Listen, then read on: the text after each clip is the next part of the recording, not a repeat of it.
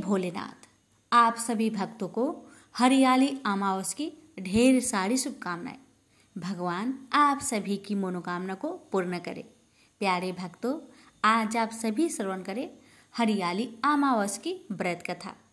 कथा की शुरुआत हम करेंगे प्रथम पूज्य गणेश जी भगवान के साथ। प्रेम से बोलिए गणेश महाराज की जय। पौराणिक कथा के अनुसार एक समय की बात है कि भगवान विष्णु का विवाह माता लक्ष्मी जी के साथ निश्चित हुआ। विवाह की सभी तैयारी होने लगी। सभी देवी देवताओं को निमंत्रण भेजे गए, लेकिन भूलवश गणेश जी को निमंत्रण देना रह गया था। इधर भगवान विष्णु की बारात जाने का समय आ चुका था।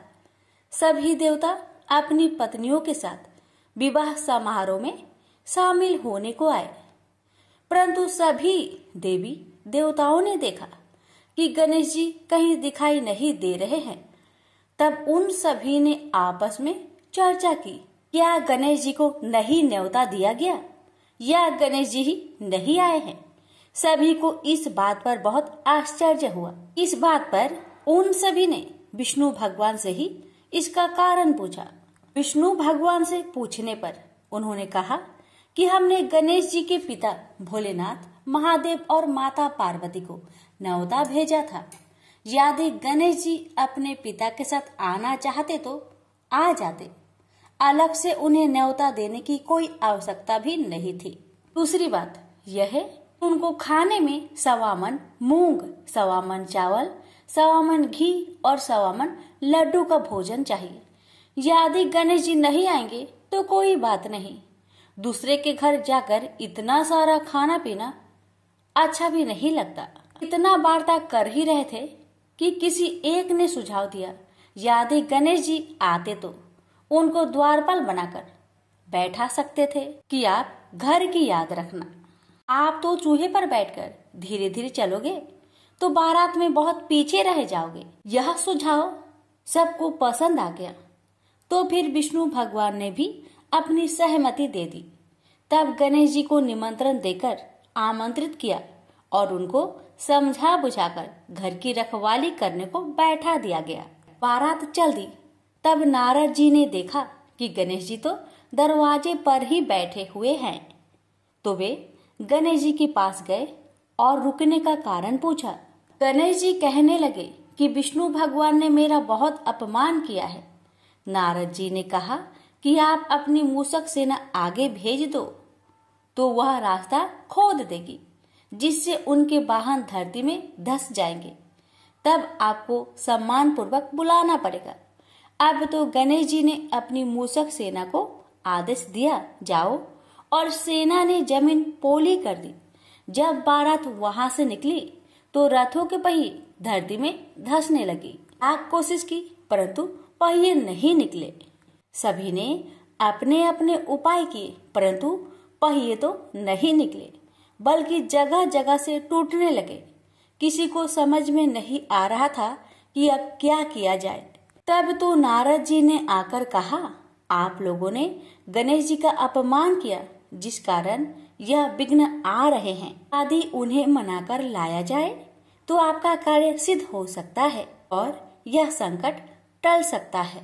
शंकर भगवान ने अपने दूत नंदी को भेजा और वे गणेश जी को लेकर आए। गणेश जी का आदर सम्मान के साथ पूजन किया गया। फिर रथ के पहिए निकलने लगे और यह संकट टल गया। अब रथ के पहिए निकल तो गए, परंतु वे टूट फूट गए थे, तो उन्हें सुधारे कौन। पास के खेत में एक खाती काम कर रहा था। उसे बुलाया गया। खाती अपना कार्य करने से पहले श्री गणेशाय नमः कहकर गणेश जी की वंदना मन ही मन करने लगा। देखते ही देखते खाती ने सभी पहियों को ठीक कर दिया। तब खाती कहने लगा कि हे देवताओं, आपने सर्वप्रथम गणेश जी को नहीं मनाया होगा और न ही उनकी पूजन की होगी, इसलिए तो आपके साथ यह संकट आया है। मैं तो मूर्ख अज्ञानी हूँ, फिर भी पहले गणेश जी को पूजते हैं, उनका ध्यान करते हैं। आप लोग तो देवगण हैं, फिर भी आप गणेश जी को कैसे भूल गए। अब आप लोग भगवान श्री गणेश जी की जय बोलकर जाए तो आपके सब काम बन जाएंगे और कोई संकट भी नहीं आएगा। ऐसा कहते हुए बारात वहां से चल दी और विष्णु भगवान का लक्ष्मी जी के साथ विवाह संपन्न करा के सभी सकुशल घर लौट आए। हे गणेश जी महाराज, आपने विष्णु को जैसा कारज सरियो ऐसा कारज सबको सिद्ध करिजो। बोलिए गजानन भगवान की जय। कहा जाता है कि एक राजा की बहू ने एक दिन मिठाई चोरी करके खा ली और नाम एक चूहे का दे दिया। यह बात जानकर चूहे को बहुत क्रोध आया और उसने तय किया कि एक दिन राजा के सामने सच लेकर ही आऊंगा। फिर एक दिन राजा के यहाँ अतिथि पधारे और राजा के ही अतिथि कक्ष में सोए। चूहे ने रानी के वस्त्र ले जाकर अतिथि के पास रख दिए। प्रातः काल उठकर सभी लोग आपस में बात करने लगे कि छोटी रानी के कपड़े अतिथि के कमरे में मिले। यह बात जब राजा को पता चली तो उस रानी को घर से निकाल दिया। रानी प्रतिदिन संध्या को दिया जलाती और ज्वार बोती और पूजा करके गुड़ धानी का प्रसाद बांटती थी। फिर एक दिन राजा शिकार करके उधर से निकले तो राजा की नजर रानी पर पड़ी। राजा ने महल में आकर कहा कि आज तो वृक्ष के नीचे चमत्कारी चीज है।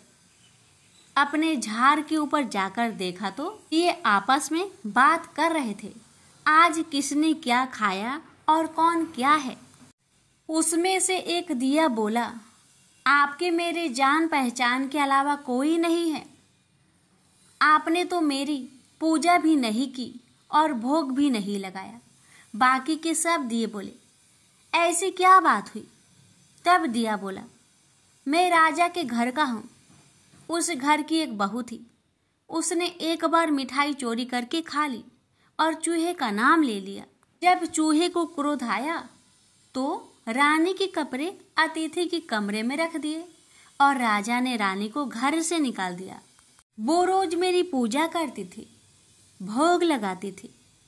उसने रानी को आशीर्वाद दिया और कहा कि सुखी रहो।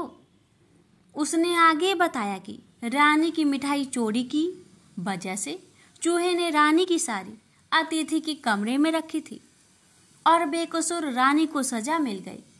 फिर सब लोग पेड़ पर से उतरकर घर आए और कहा कि रानी का कोई दोष नहीं था। यह सुनकर राजा ने रानी को घर बुलवाया और फिर सुखपूर्वक रहने लगे। प्रेम से बोलिए भोलेनाथ की जय।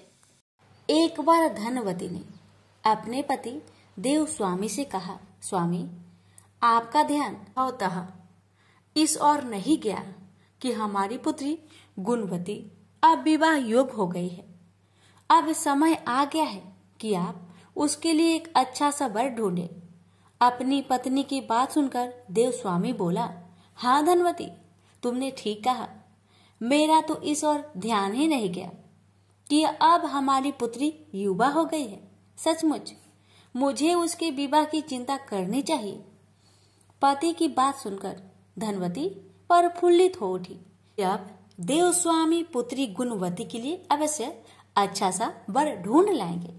देव स्वामी ने विचार किया कि पुत्री के लिए वर की खोज शुरू करने से पहले किसी अच्छे ज्योतिषी से गुणवती की कुंडली दिखाकर पूछ लेना चाहिए कि उसके लिए किस प्रकार का वर उत्तम रहेगा। अपने विचार को कार्य रूप देने के लिए देवस्वामी गुणवती की कुंडली लेकर प्रसिद्ध ज्योतिषी के पास पहुंचा। बोला, महाराज कृपया बताइए मेरी पुत्री के लिए किस प्रकार का वर उचित रहेगा और उसे मैं किस दिशा में तलाश करूं। तो स्वामी ज्योतिषी कुछ कहते कहते रुक गए। हाँ महाराज कहिए, देव स्वामी ने सुख होकर पूछा। ज्योतिषी ने कहा, देव स्वामी अच्छा होगा कि तुम अपनी पुत्री का विवाह त्याग दो। लेकिन क्यों महाराज? ज्योतिषी की बात सुनकर देव स्वामी हतप्रद रह गया।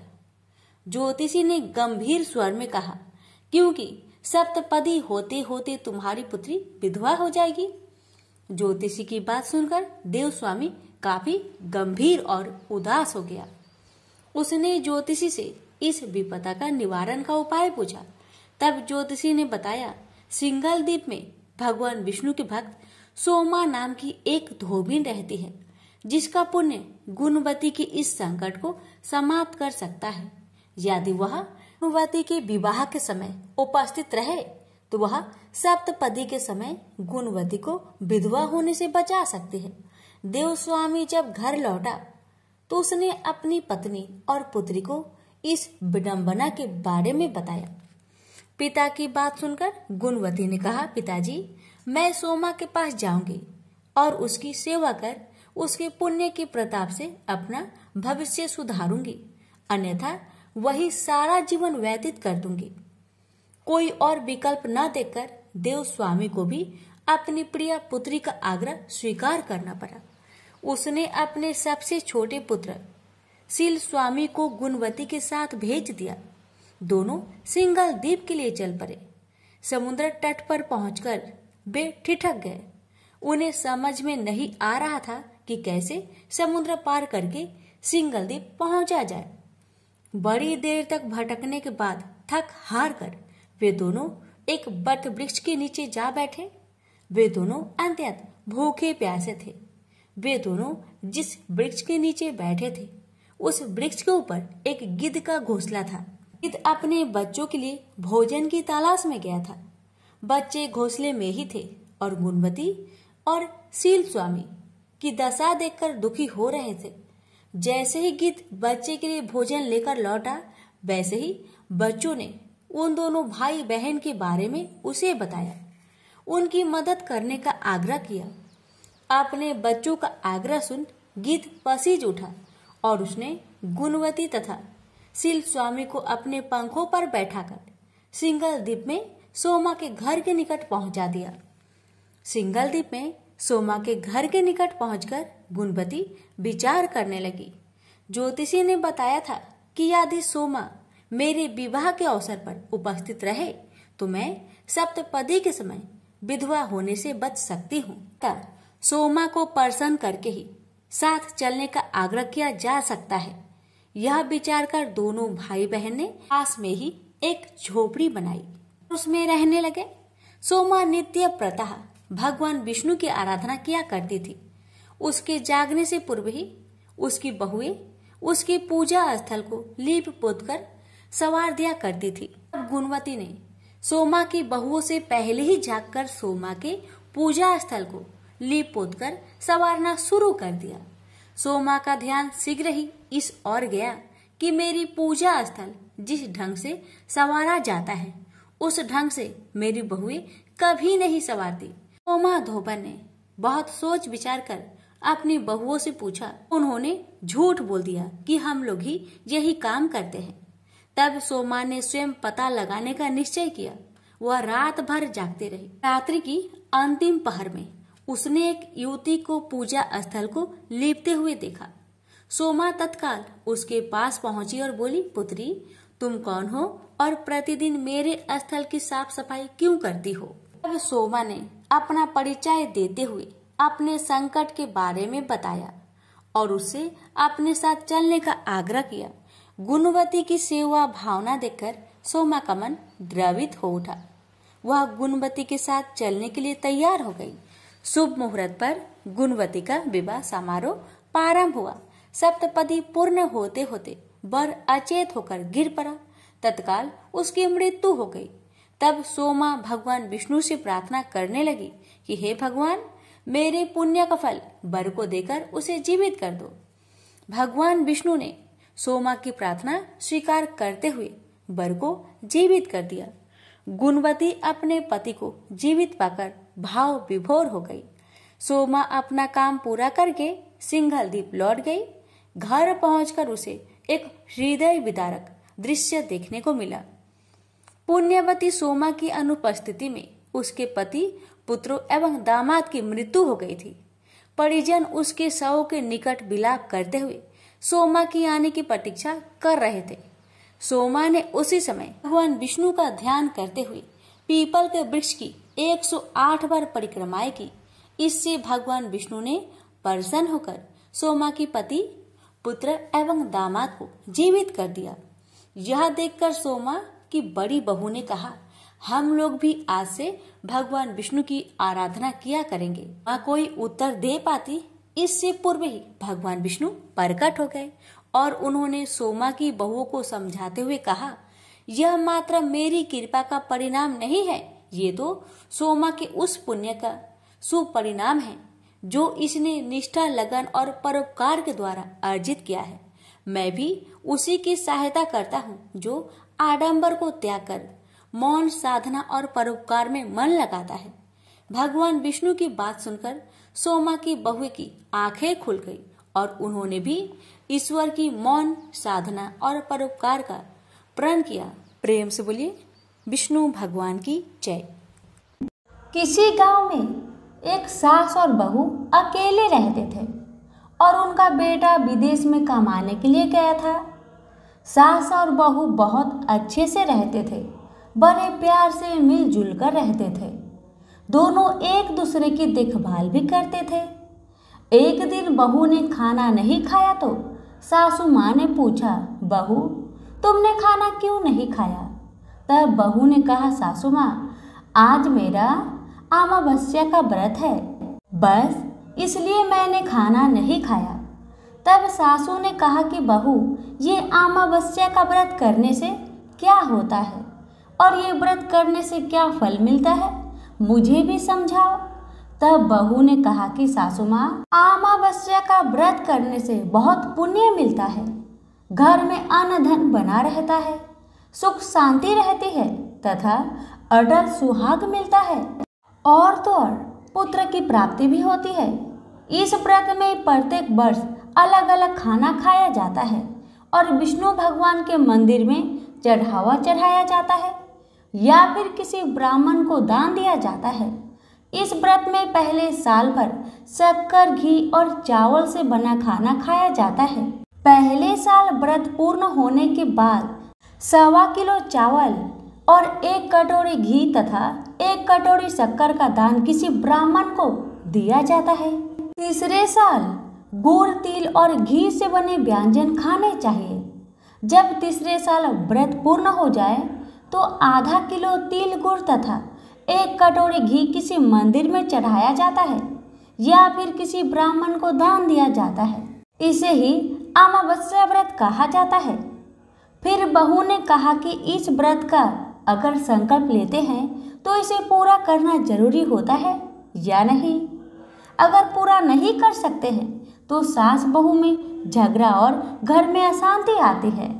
बहू ने बताया। तब सासू ने कहा कि मेरी तो उम्र हो गई है, लेकिन तुम यह व्रत करो। और बहू यह व्रत का आरंभ करती है। लेकिन एक दिन बहू ने किसी के कहने पर गेहूं से बनी रोटी खा ली और अमावस्या माता इस बात से नाराज हो गई।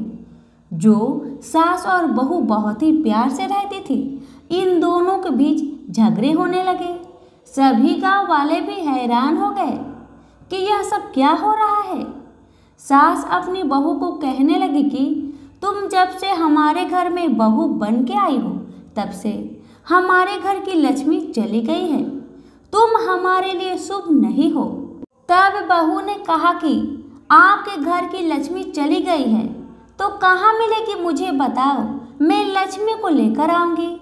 तब सासू ने कहा कि लक्ष्मी तुमको समुद्र के बीच में भगवान विष्णु के पैर दबाते हुए मिलेगी। तब बहू यह कहकर चली जाती है कि अब जब तक मैं लक्ष्मी को लेके ना आऊंगी तब तक इस घर में पैर नहीं रखूंगी। इतना कहकर बहू लक्ष्मी खोज में निकल जाती है। जब बहू लक्ष्मी खोजने में निकलती है तब उसे बीच रास्ते में एक गाय माता मिलती है। वह बहू से पूछती है कि आप कहाँ जा रही हो। तब बहू ने कहा, हे गाय माता, मेरी सासू मुझे कहती है कि मेरे आने से उनके घर की अन्न धन की कमी हो गई है और उनके घर की लक्ष्मी चली गई है, तो मैं लक्ष्मी जी को लेने जा रही हूँ। गाय माता ने कहा, हे बेटी, अगर तुम जा ही रही हो तो भगवान से मेरे बारे में पूछ भी लेना।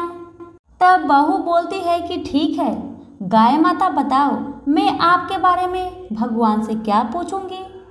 तब गाय माता बोलती है कि मेरा जब भी बछड़ा होता है वह मर जाता है, जिंदा नहीं रहता।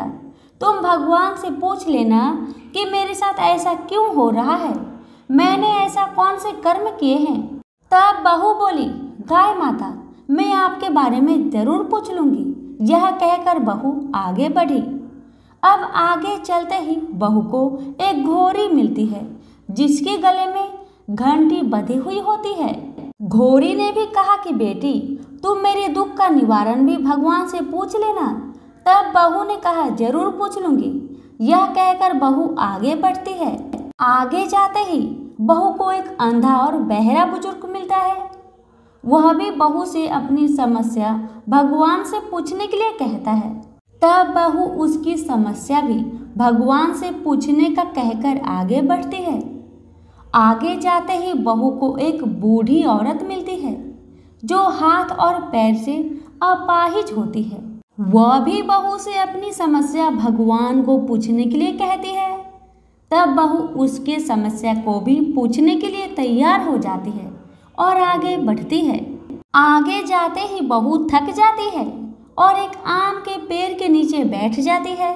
तब आम का पेड़ खुश होकर बहू से पूछता है, बेटी, तुम कहाँ से आई हो और कहाँ जा रही हो? तो तब बहू बताती है वह लक्ष्मी को लेने जा रही है। तब पेड़ भी अपनी समस्या भगवान को पूछने के लिए कहता है कि मेरे पेड़ पर लगे आम खट्टे ही क्यों होते हैं, इस बारे में भगवान को जरूर पूछना। तब बहू उसकी समस्या लेकर आगे बढ़ती है। आगे जाते ही बहू को एक तलाई मिलती है। वह भी बहू को बताती है कि तुम भगवान से पूछना कि मेरी तलाई का पानी इतना मैल क्यों है, कोई भी इसे नहीं पीता है। तब बहू कहती है, जरूर पूछ लूंगी, और कहकर आगे बढ़ती है। बहुत दिनों जंगल में चलते चलते बहू थक जाती है। उसे भूख भी लगी होती है, लेकिन खाने को नहीं मिलने से वह थक जाती है और जंगल में बेहोश हो जाती है। और भगवान का चमत्कार देखिए, उसी समय भगवान विष्णु और माता लक्ष्मी वह विचरण करते हुए आते हैं। तब माता लक्ष्मी विष्णु जी से कहती है, हे नाथ, यह आपकी बहुत बड़ी भक्त है, आप इसके दुखों का निवारण करें। तब भगवान विष्णु कहते हैं कि इस संसार में बहुत जीव दुखी है, सभी अपने अपने कर्मों का फल भोग रहे हैं, किस किस के दुख का निवारण मैं करूं? तब माता लक्ष्मी ने विष्णु से विनती की और कहा कि वह भूखी प्यासी है और इसे यहाँ अगर ऐसे ही छोड़ दिया जाए तो जंगली जानवर उसे अपना शिकार बना लेंगे। माता लक्ष्मी की बात सुनकर भगवान विष्णु एक साधु का वेश धारण करते हैं और बहू के पास जाते हैं और उसे होश में लाते हैं। बहू के होश में आते ही साधु वेश में भगवान उससे पूछते हैं कि वह यहाँ क्यों आई है और कहाँ जा रही है। तब बहू पूरी बात बताती है। उसकी बात सुनकर भगवान विष्णु और माता लक्ष्मी प्रकट होते हैं। उनके साथ अमावस्या माता भी प्रकट होती है। बहू उनके चरणों में गिरकर वंदना करती है।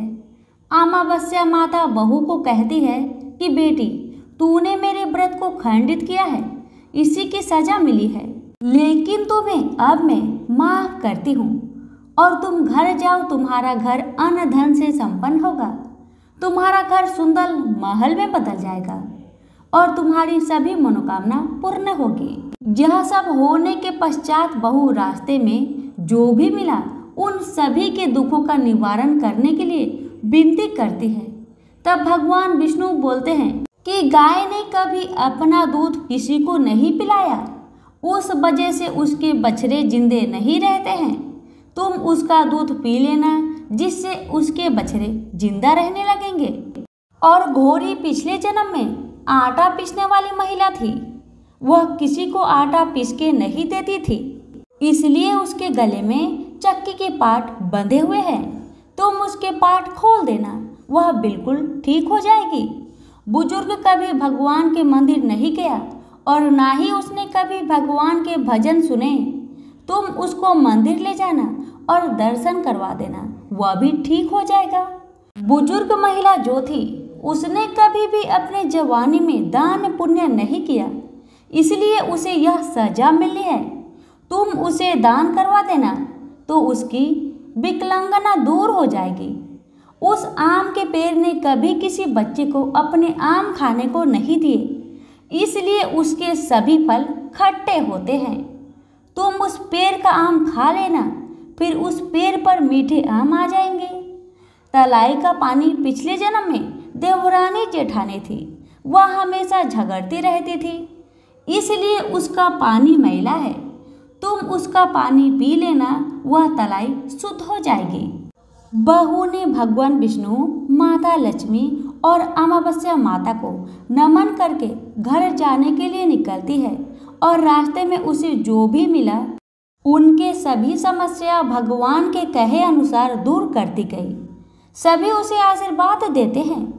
घर जाते ही उसका घर एक सुंदर महल में परिवर्तन हो जाता है तथा घर में अन्न धन भरा मिलता है। अब बहू सासू से कहती है कि सासू माँ, आपने सच कहा था, मैं आपके लिए शुभ नहीं हूँ। मेरे जाने से ही आपके घर में लक्ष्मी आई है। अब आप यहाँ रहे, मैं मरने जा रही हूँ। तब सासू ने कहा कि हे बेटी, यह सब तुम्हारे अमावस्या व्रत का फल हमें मिला है। तुम यहाँ पर ही रहोगी, कहीं नहीं जाओगी।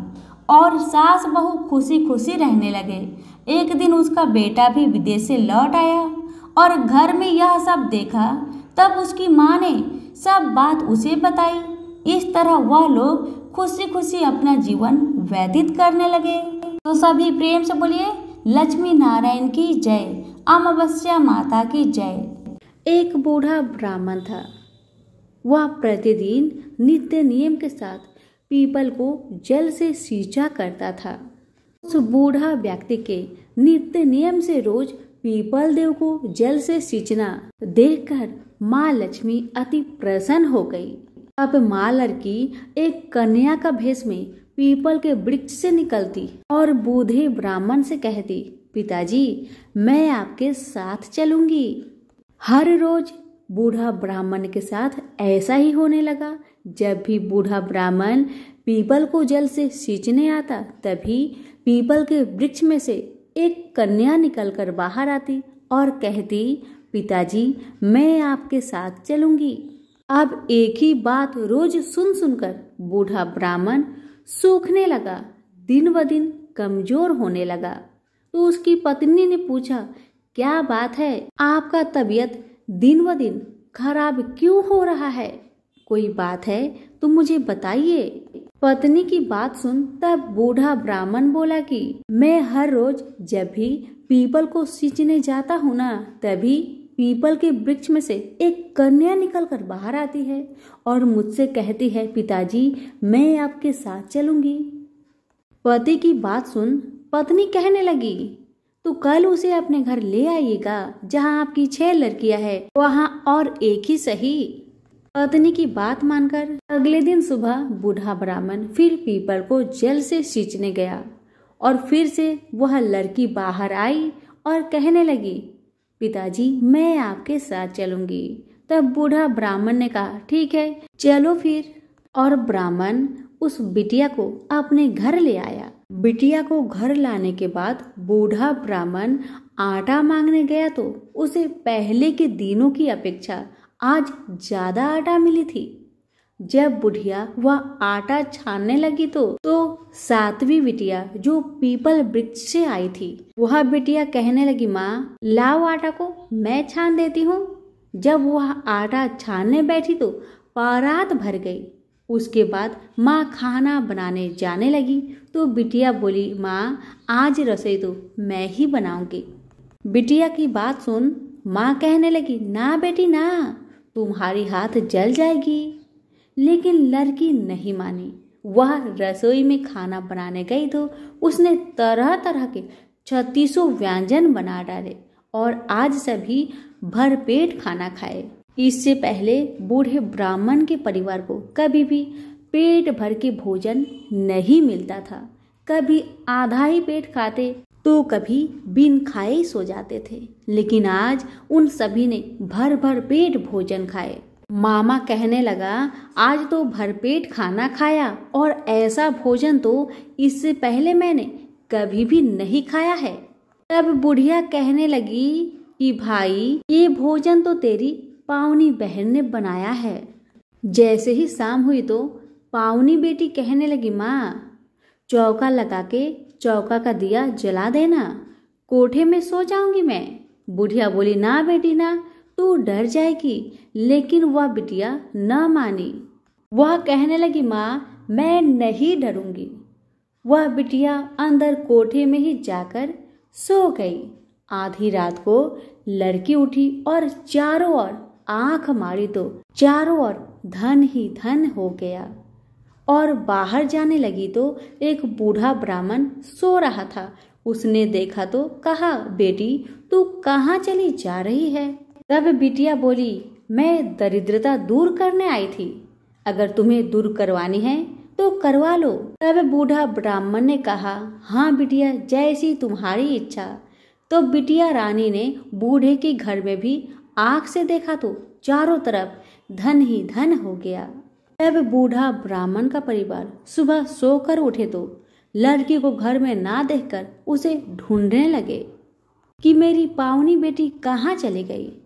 तो बाहर वाला बूढ़ा ब्राह्मण बोला कि वह तो लक्ष्मी माता थी, जो तुम पर प्रसन्न होकर तुम्हारे घर की सारी दरिद्रता को दूर कर गई। हे लक्ष्मी माता, जैसे आपने उनकी दरिद्रता दूर की, वैसे ही हम सबकी करना। कहानी कहने वालों के भी, सुनने वालों के भी, हुक्कारे भरने वालों के भी, सभी के परिवार पर अपनी कृपा सदा बनाए रखना। तो सभी प्रेम से बोलिए, लक्ष्मी माता की जय हो। संजय बोले, हे धृतराष्ट्र। तब श्री कृष्ण की दया युक्त नेत्रों में आंसू भरकर व्याकुल चित अर्जुन से बोले, हे अर्जुन, अनर्थ के सेवन करने योग्य अपयश कारक नरक में गिरने वाला मोह इस समय तुम्हारे मन में कहां से आया?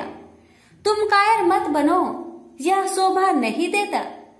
तुम हृदय की दुर्बलता को त्याग कर युद्ध के निमित्त खड़े हो जाओ।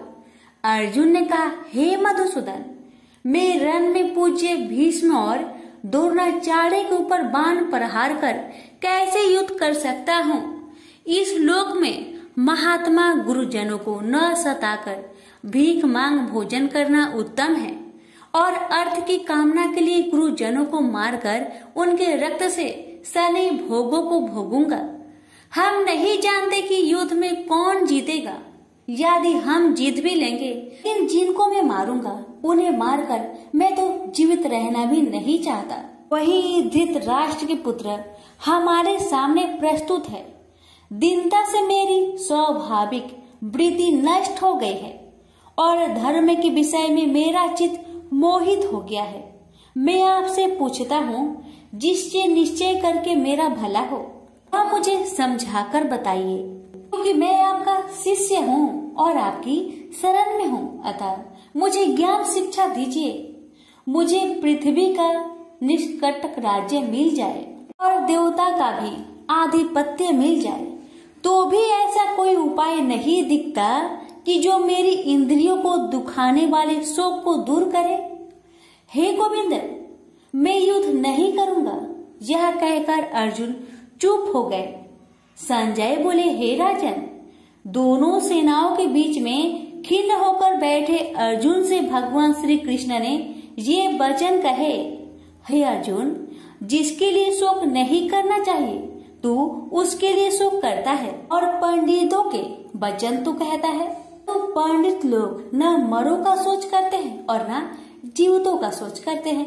यह बात असंभव है कि मैं पहले न था, तुम भी न थे, और यह राजा भी न थे, और इसके बाद भी न रहेंगे।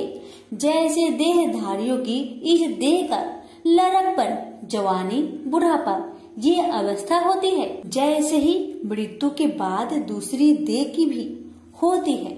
इसलिए पंडित लोग मोक्ष को प्राप्त नहीं होते। इंद्रियों का सप्तरादि विषयों से संयोग जारा, गर्मी आदि सुख दुख देने वाला है। आने जाने वाले और नाशवान जानकर इन्हें सहन कर। हे नर श्रेष्ठ, सुख दुख को समान मानने वाले जिन वीर पुरुष को यह ब्रह्म पदार्थ कलेश नहीं देते, वह मोक्ष पाने के अधिकारी है। असत का तो अस्तित्व नहीं है और सम का अभाव नहीं है। इस अविनाशी, अचित्य और नित्य जीवात्मा के ये सब शरीर नाशवान है। अतएव हे भारत, तुम युद्ध करो। जो पुरुष इस आत्मा को मारने वाला तथा जो मरने वाला मानते हैं, वे दोनों ही ज्ञानी नहीं है, क्योंकि यह आत्मा न मारती है न मरती है। आत्मा न कभी जन्मती है न मृत्यु को प्राप्त होती है, न कभी जन्मी थी न कभी मरेगी। यह अजनबी, नित्य, कभी न घटने बढ़ने वाली और सनातन है। नष्ट होने पर भी वह नाश को प्राप्त नहीं होती। जो पुरुष इस आत्मा को नित्य, अविनाशी, निर्विकार और अनजन्मा जानता है, वह जिसको घात करवेगा और जिसको मारेगा, जिस प्रकार मनुष्य पुराने वस्त्र फेंक कर नया वस्त्र ग्रहण करता है, उसी प्रकार आत्मा पुराने देह को छोड़कर नई देह धारण करती है। आत्मा को शस्त्र काट नहीं सकते, अग्नि जला नहीं सकती, जल भिगो नहीं सकता, न भीग या गल सकती है और न सूख सकती है। यह अविनाशी, सर्वव्यापी, स्थिर, अचल और सनातन है। यह इंद्रियों से जाना नहीं जा सकता, यह कल्पना से भी परे है और इसमें हेर फेर नहीं हो सकता। इसलिए ऐसा जानते हुए तुम्हें शोक करना उचित नहीं है। हे महाबाहो, यदि तुम इस आत्मा को नित्य जन्म लेने वाला मानते हो तो शोक नहीं करना चाहिए, क्योंकि जो जन्मा है उसकी मृत्यु है और जिसकी मृत्यु हुई है उसका जन्म होना निश्चय है। अतः जो बात अनिवार्य है उसके लिए सोच करना व्यर्थ है। जन्म लेने से पहले क्या था किसी को मालूम नहीं, मध्य में कुछ प्रकट होता है, फिर मरने से पीछे क्या होगा कोई नहीं जानता। ऐसी दशा में किसी बात का सोच करना क्या तुमको उचित है? कोई मनुष्य तो इस आत्मा को आश्चर्य से देखता है, आश्चर्यवत मानकर सुनता है, परंतु कोई देख कहे वह सुनकर भी भली प्रकार नहीं जानता है सबके शरीर में यह क्या आत्मा नित्य अविनाशी है। कारण सब प्राणियों के लिए तुमको सोच करना उचित नहीं। अपने धर्म को भी सोचकर घबराना उचित नहीं है, क्योंकि क्षत्रियो को धर्म पूर्वक युद्ध से बड़ा और कुछ भला करने वाला नहीं है। हे पार्थ, बिना इच्छा के स्वर्ग का द्वार रूप युद्ध तुमको स्वतः प्राप्त हुआ है। ऐसा सुअवसर भाग्यवान क्षत्रिय को ही मिलता है। यदि तुम अपने धर्म के अनुसार इस संग्राम को न करोगे तो अपना धर्म और बड़ाई खो बैठोगे और पाप को प्राप्त होगे। सब लोग सदा तुम्हारी अपकीर्ति करेंगे और प्रतिष्ठा वाले पुरुषों के लिए अपयश का होना मृत्यु से भी बढ़कर है। ये महारथी लोग समझेंगे कि अर्जुन डरकर संग्राम से हट गया, और अब तक जो लोग तुम्हारे पराक्रम की प्रशंसा करते हैं वही अनेक तरह के दुर्वचन कहेंगे। इससे बढ़कर दुख तुमको क्या हो सकता है? यदि युद्ध में नष्ट हो गए तो स्वर्ग के भागी होगे, जीतने पर पृथ्वी के तल पर राज्य करोगे। इसलिए युद्ध के निमित्त दृढ़ प्रतिज्ञा होकर खड़े हो जाओ। सुख दुख, लाभ हानि, जय पराजय, इन सब को समान समझकर युद्ध के लिए तैयार हो जाओ। ऐसा करने से तुम पाप को प्राप्त नहीं होगे। हे पार्थ, यह ज्ञान उपदेश ज्ञान योग के विषय में तुझसे कहा गया है। अब निष्काम कर्म योग के विषय में सुनो। जिस ज्ञान को पाकर कर्म बंधन से तेरी मुक्ति होगी। कर्म योग मार्ग में एक बार प्रारंभ किए कर्म का नाश नहीं होता और विघ्न पड़ने पर भी शुभ फल तथा इस कर्म का केवल प्रारंभ ही संसार से छुड़ाकर पूर्व ब्रह्म प्राप्त करता है। निश्चय करने वाली बुद्धि इस निष्काम कर्म में एक ही है और कामना वाले पुरुष की बुद्धि एकाग्र नहीं रहती। हे अर्जुन, अज्ञानी उस पुष्पिता वाणी को ही स्वर्ग सुख से बढ़कर कुछ नहीं समझते। स्वर्ग सुख को ही जो उत्तम पुरुषार्थ समझते हैं, उनको कामनाओं से चित्त व्याकुल होने के कारण निश्चयात्मक बुद्धि से मोक्ष साधना उत्पन्न होती है।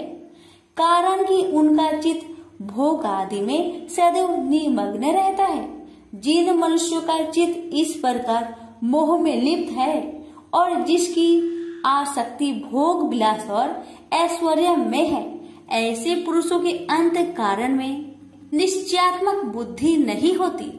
हे अर्जुन, वेद त्रिगुणात्मक सकाम है, तुम निष्काम हो जाओ। सुख दुख को समान जानकर नित्य क्षेम आदि स्वार्थों में ना पड़कर धीरजवान और आत्मनिष्ठ हो। तुमको केवल कर्म करना चाहिए, तुम्हारे अधिकार में फल नहीं। तुम ना तो फल की अभिलाषा में काम करो और न निकम्मे ही रहो। फल की आशा त्याग कर कर्म की सफलता असफलता को समान समझकर तुम योगस्थ होकर कर्म करो। फल की इच्छा रखने वाले निष्कृष्ट होते हैं। काम कर्म करने वाला पुरुष ईश्वर कृपा से इसी संसार में सुकृत तथा दुष्कृत इन दोनों का ही त्याग कर देता है। जो सब कर्मों में कल्याणकारक है, कर्म फल को त्याग कर ही बुद्धि युक्त ज्ञानी पुरुष जन्म बंधन से हटकर मोक्ष को पाते हैं। जब तुम्हारी बुद्धि मोह बन के बाहर निकल जाएगी, तब तुम्हारा मन आगे सुनने वाली तथा हुई बातों से विरक्त हो जाएगी। अनेक श्रुति इस मृत्यु के वचन को सुनने से तुम्हारी बुद्धि भ्रमित हो गई है। जिस समय वह निश्चल होकर आत्मा में निश्चल होगी, तभी उनको तत्व ज्ञान प्राप्त होगा। अर्जुन ने पूछा, हे केशव, आत्मा स्वरूप में निश्चल बुद्धि वाला जिसको कहा है, उनके लक्षण क्या है? श्री कृष्ण जी बोले, हे अर्जुन, जो महात्मा पुरुष मन की कामनाओं को त्याग देता है और अपने आप ही से प्रसन्न रहता है, उसको निश्चल बुद्धि वाला कहते हैं। दुख में जिसके मन खेद नहीं होता और सुख में जिसको आसक्त नहीं होती तथा प्रीति भय क्रोध जिसके जाते रहते हैं, वह महात्मा स्थिर बुद्धि वाला मुनि कहलाता है। जो सर्वत्र स्नेह करना है, जो शुभ पदार्थ होने पर हर्ष नहीं करता, अशुभ से अप्रसन्न नहीं होता, उसी को स्थिर बुद्धि जानना चाहिए। और कछुआ जैसे अपने अंगों को सिकुड़ लेता है, उसी तरह जो पुरुष अपनी इंद्रियों को विषय से हटाता है, उनकी बुद्धि स्थिर जाननी चाहिए। हे अर्जुन, मोक्ष प्रयत्न करने वाले विद्वान व्यक्ति को भी प्रबल इंद्रिया बलात् उसके मन को जीत लेती है। इसलिए सब इंद्रियों को विषयों से रोक मेरे अंतर ज्ञान में तत्पर हो जावे। जिसने इंद्रियों को बस में कर लिया है, उसकी बुद्धि निश्चल है। जो पुरुष विषयों के ध्यान में रहता है, उसमें उसकी प्राप्ति हो जाती है। प्राप्ति होने से कामना होती है, इच्छा के पूर्ण न होने से क्रोध से अविवेक होता है, अविवेक से स्मरण शक्ति नष्ट हो जाती है, स्मरण शक्ति के नष्ट होने से बुद्धि क्षय हो जाती है। जिसकी बुद्धि का नाश हुआ, वह विनाश को प्राप्त होता है। जो पुरुष राग देश से रहित होकर इंद्रियों के विषय सुख का अनुभव करता है और अपने मन को बस में रखता है, वह शांति को प्राप्त होता है। शांति मिलने पर सब दुखों का नाश होता है। प्रसन्न चित्त वाले की बुद्धि तुरंत निश्चल हो जाती है। वो पुरुष योग युक्त नहीं है, उनको निश्चल बुद्धि उत्पन्न नहीं होती। भावना के न होने से शांति प्राप्त नहीं होती। शांत को सुख कहाँ से मिलेगा? इस कारण हे महाबाहो, जिसने इंद्रियों को विषय से सर्वथा रोक रखा है, उसी की बुद्धि स्थिर है। जब सब प्राणियों की रात होती है, उसमें संयमी जागता रहता है और प्राणी मात्र जिस समय जागते हैं, मुनि जनों की वह रात्रि है। जल से भरे पूर्ण समुद्र में जल भरने पर भी वह अपनी मर्यादा पर ही रहता है। उसी तरह जिस पुरुष में इच्छा न रहने पर भी अनिच्छा से सब विषय भोग प्राप्त होते हैं, उसी को शांति मिलती है। विषयों की इच्छा करने वाले को शांति नहीं मिलती। जो पुरुष सब कामनाओं को छोड़कर इच्छा रहित होकर विचरता है, ममता अहंकार जिसमें नहीं है, वही शांति को प्राप्त होता है। हे पार्थ, ब्रह्मी स्थिति यही है। ऐसी स्थिति मिल जाने पर प्राणी फिर मोह में नहीं फंसता और अंत समय में निर्वाण ब्रह्म पद को प्राप्त होता है। प्रेम से बोलिए श्री कृष्ण भगवान की जय। पर श्रीमद् भगवत गीता पाठ का दूसरा अध्याय समाप्त हुआ। अब सुनेंगे दूसरे अध्याय का महात्म्य।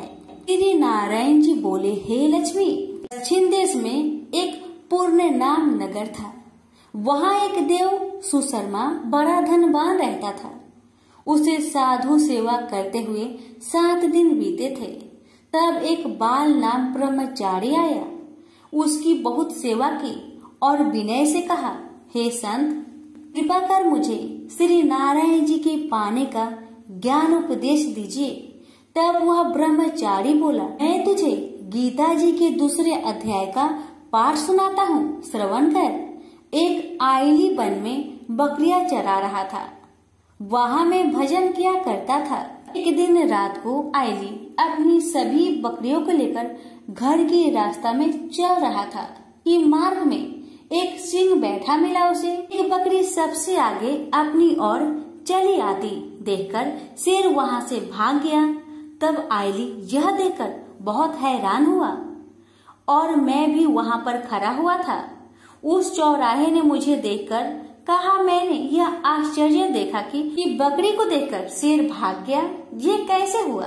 तुम तो त्रिकाल के हो, यह वृत्तांत मुझे सुनाओ, तुम सब कुछ जानते हो। तब संत ने कहा, हे आइली, मैं तुझे एक छिपकली वार्ता सुनाता हूँ। यह बकरी पिछले जन्म में डायन थी।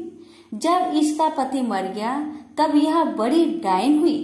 इस सुंदर लड़के को देखे उसी को खा लेती थी।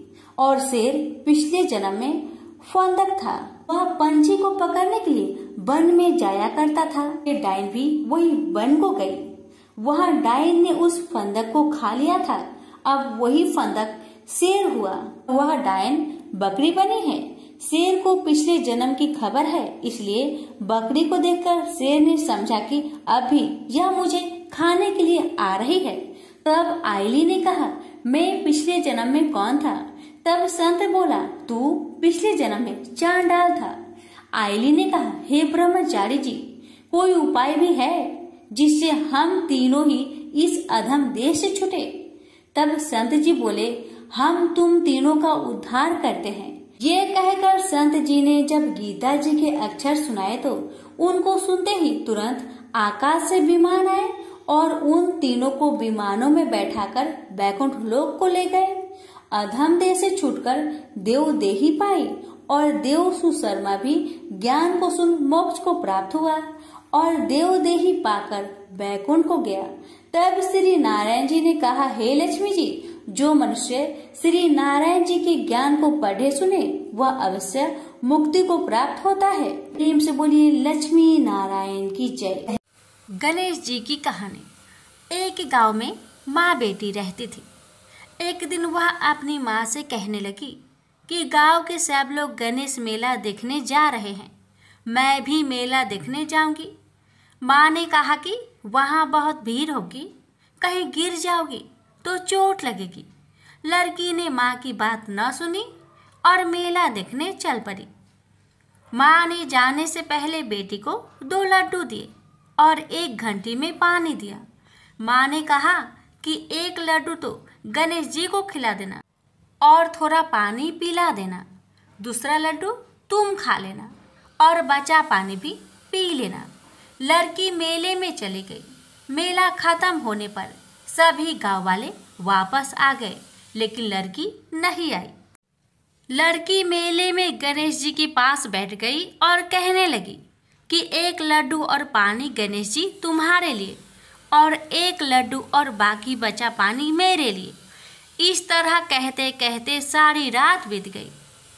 गणेश जी ये देखकर सोचने लगे कि अगर मैंने 1 लड्डू और पानी नहीं पिया तो यह अपने घर नहीं जाएगी। यह सोचकर गणेश जी एक लड़के के भेष में आए और उससे एक लड्डू लेकर खा लिया और साथ ही थोड़ा पानी भी पी लिया। फिर वह कहने लगे कि मांगो, तुम क्या मांगती हो। लड़की मन में सोचने लगी कि क्या मांगू, अन्न मांगू या धन मांगू या अपने लिए अच्छा वर मांगू या खेत मांगू या महल मांगू। वह मन में सोच रही थी। तो गणेश जी उसकी मन की बात को जान गए। वह लड़की से बोले कि तुम अपने घर जाओ और तुमने जो भी अपने मन में सोचा है वह सब तुम्हें मिलेगा। लड़की घर पहुंची तो माँ ने पूछा कि इतनी देर कैसे हो गई। बेटी ने कहा कि आपने जैसा कहा था मैंने वैसा ही किया है। और देखते ही देखते जो भी लड़की ने सोचा था वह सब कुछ हो गया। प्रेम से बोलिए गणेश भगवान की जय।